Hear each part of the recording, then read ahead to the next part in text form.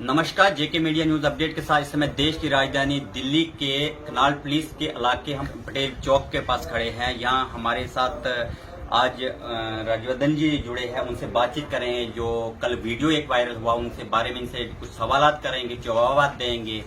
क्योंकि जिस तरह से आज ये किलिंग चल रही है, जिस तरह से धमकियों का सिलसिला चल रहा है, चाहे वो निपुल शर्मा के बयान के बाद हो या इससे पहले भी हो, लगातार जो हिंदू संगठन काम करते हैं या हिंदू संगठन के जितने लोग हैं, जितने बड़े बड़े उनके नेता लोग हैं, उनको कहीं ना कहीं से टारगेट बनाया जाता है। इनके बारे में कुछ सवाल और जवाब पूछना चाहेंगे इनसे।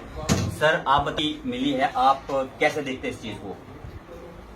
इसको हम जो है गंभीरता से लेते हैं कि कन्हैयालाल जी की जो हत्या हुई है, उसके बाद महाराष्ट्र में एक हत्या हुई। तो चूंकि मैं परिवार में मेरी 2 बेटियां हैं, पत्नी है, वह सब दहशत में है।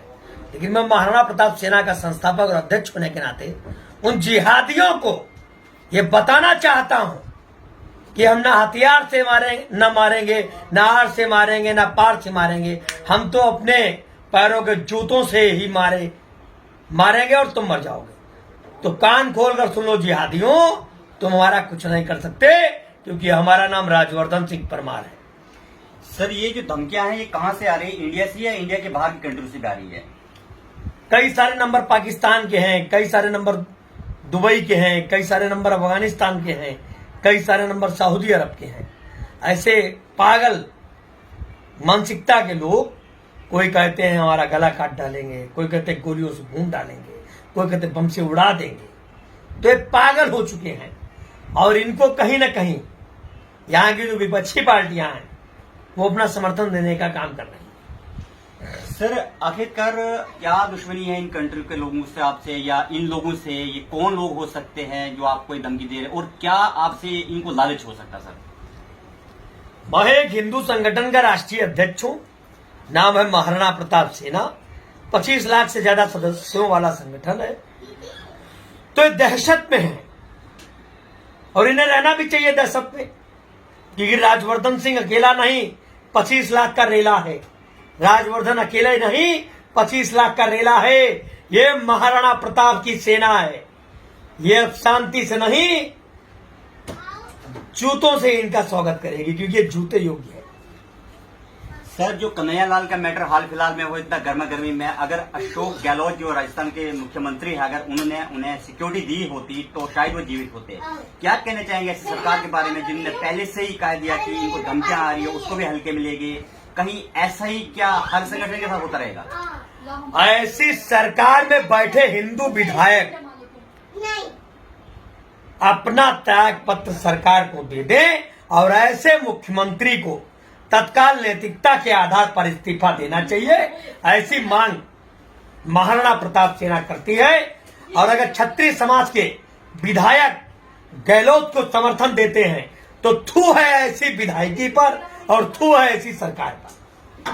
सर, कोई सा भी मुद्दा होता है, हिंदू मुस्लिम सिख ईसाई वाला कोई मुद्दा होता है, सबसे पहले हसनुद्दीन ओवैसी जो है वो सवाल शुरू करना करते हैं कि भाई हमारी कौम के ऊपर ये हो रहा है, सहारनपुर में ये हुआ, मुजफ्फरपुर में ये हुआ।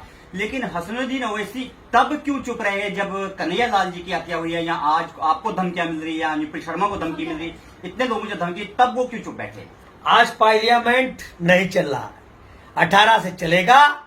जब संसद चलेगी, अब असदुद्दीन ओवैसी का घर और उनका शुद्धिकरण गंगा जल से महाराणा प्रताप सेना करने का काम करेगी। सर, जिस समय हम निपुल शर्मा के बयान को देखते हैं, टीवी डिबेट में अगर उनने कोई एक बात करी, पहली बात तो जो रिपोर्टर थे उन्होंने उसको डिबेट को काट के डाला, उस पर इनने आग लगाने का काम किया। जब बीजेपी ने इसको बर्खास्त किया और पुलिस ने अपनी कार्रवाई करना शुरू किया, तो पूरे देश में दंगा फसाद क्यों फैलाया जा रहा था? ये जितने भी दंगे हो रहे हैं कोई और नहीं करा रहा है, AIMI के कार्यकर्ता और उसके राष्ट्रीय अध्यक्ष हैदराबाद के सांसद अवसुद्दीन और अकरुद्दीन करा रहे हैं। उनके कई ऐसे मौलाना हैं जो भड़काऊ भाषण देते हैं। अगर हिंदू संगठन का कोई भी नेता कह देता है कि हम हिंदुवादी के लिए हम ये कर सकते हैं, ये करेंगे, तो उनके ऊपर FIR होती है। लेकिन मुस्लिम समुदाय के ऐसे कई जो मौलाना हैं जो भड़काऊ भाषण देते हैं, उन पे कार्रवाई नहीं होती। क्या कारण है? हमारे देश के संविधान ने उन्हें कुछ ज्यादा छूट दे रखी है, मुझे ऐसा लगता है। और महाराणा प्रताप सेना का मानना है बाजारों पे चादरें बहुत चढ़ा ली, अब अपने घर के पुराने सड़े कड़े जूते चढ़ाने का वक्त आ गया है। और अजमेर दरगाह नहीं, हमारा शिव मंदिर है। और बहन नूपुर शर्मा ने जो भी कहा वह सब सही कहा, उसका समर्थन मैं और मेरा संगठन करता है। सर, कश्मीर में किलिंग हुई, एक तहसीलदार को कुर्सी पे बैठ के गोली मारी गई, नाम पूछ के कि फलाना बंदा कौन है, यहाँ पे पप्पू भट्ट कौन है, गोली मारी गई।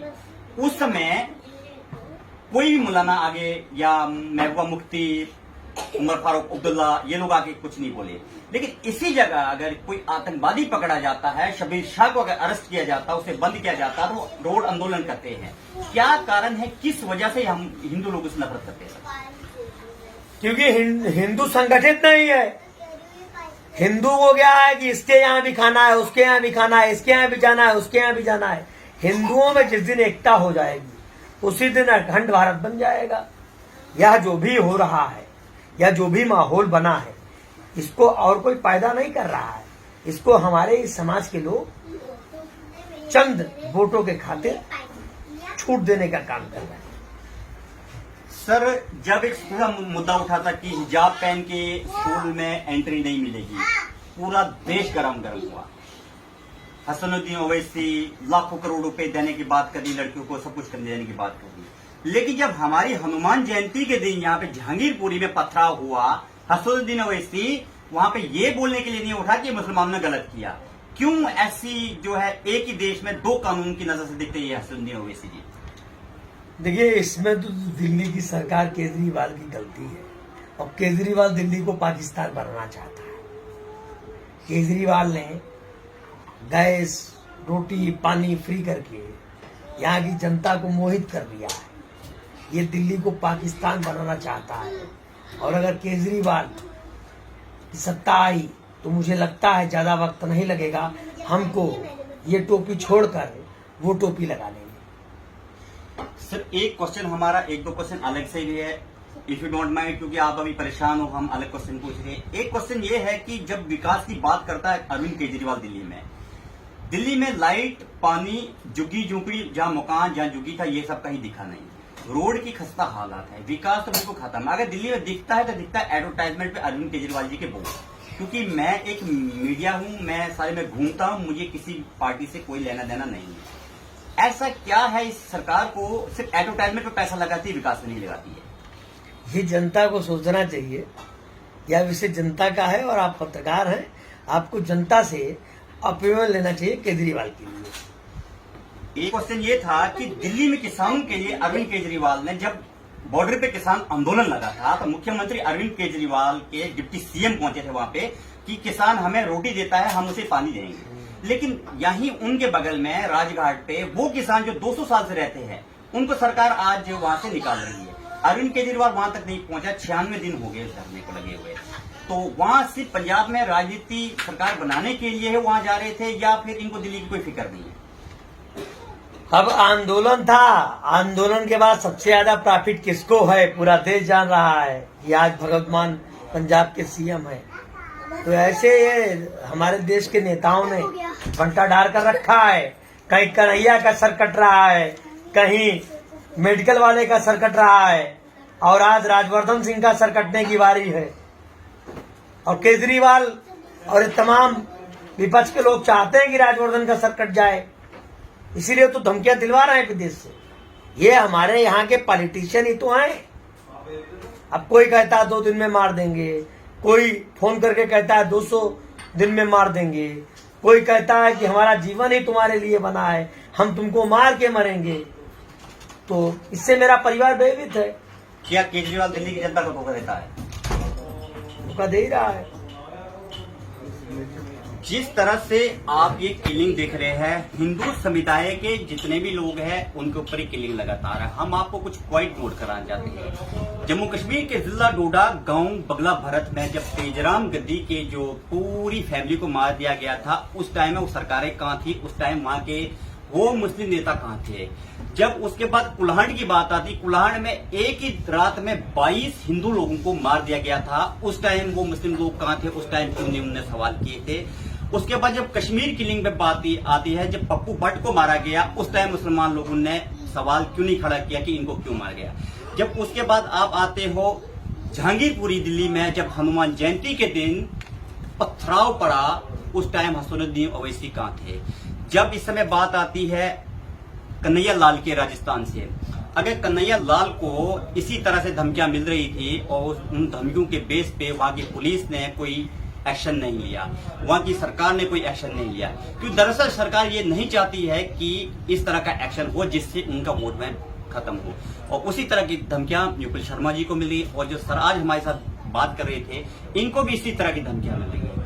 वो 57 देश कहाँ हैं, वो कंट्रियां कहाँ हैं, वो क्यों नहीं अपनी समुदाय के इन लोगों को समझाते हैं कि भाई अगर हिंदू मुस्लिम सिख ईसाई करने से, आपको काट पीट करने से आपका इस्लाम धर्म बनता है, तो आप, जब हम इस देश के रहने वाले, जब हम हिंदू हैं, हम अपना इतना अधिकार नहीं मानते, हम सबको बराबर लेके चलते हैं, तो आप लोगों के अंदर ऐसी क्या खामी है, क्यों आप ये सोचते हो कि सिर्फ हिंदुस्तान में हमारी ही चलनी चाहिए।